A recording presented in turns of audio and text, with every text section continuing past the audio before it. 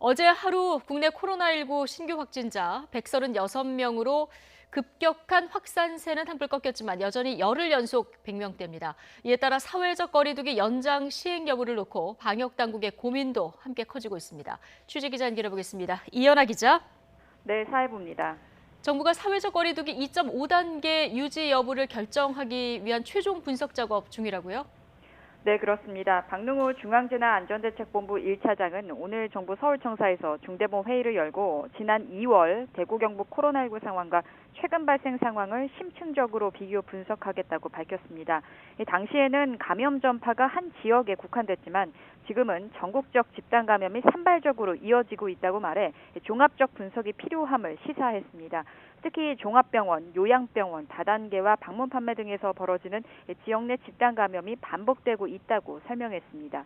여기에 20% 정도 감염 경로를 알 수 없는 사례가 매일 누적되고 있는 점 등이 매우 우려된다고 밝혔습니다. 이런 종합적 분석을 바탕으로 정부는 내일 총리 주재 중대본 회의를 거쳐 사회적 거리두기 2.5단계를 유지할지 완화할지 발표할 가능성이 커 보입니다. 네, 어제 하루 국내 코로나19 신규 확진자 상황에 대해서 좀 보겠습니다. 어제보다 소폭 줄긴 했는데 여전히 100명대 기록했죠?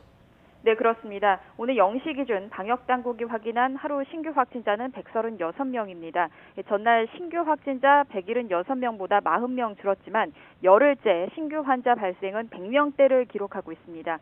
이에 따라 누적 확진자는 모두 22,055명으로 늘었습니다. 감염 경로로 보면 국내 발생이 118명, 해외 유입이 18명입니다. 국내 발생 중 서울이 10명, 경기 28명, 인천 8명으로 수도권에서만 86명의 확진자가 나왔습니다. 수도권의 지역에선 소규모 집단 감염의 영향으로 대전 7명, 충남 6명, 부산 4명, 대구와 광주, 강원에서 각각 3명이 신규 확진자로 집계가 됩니다.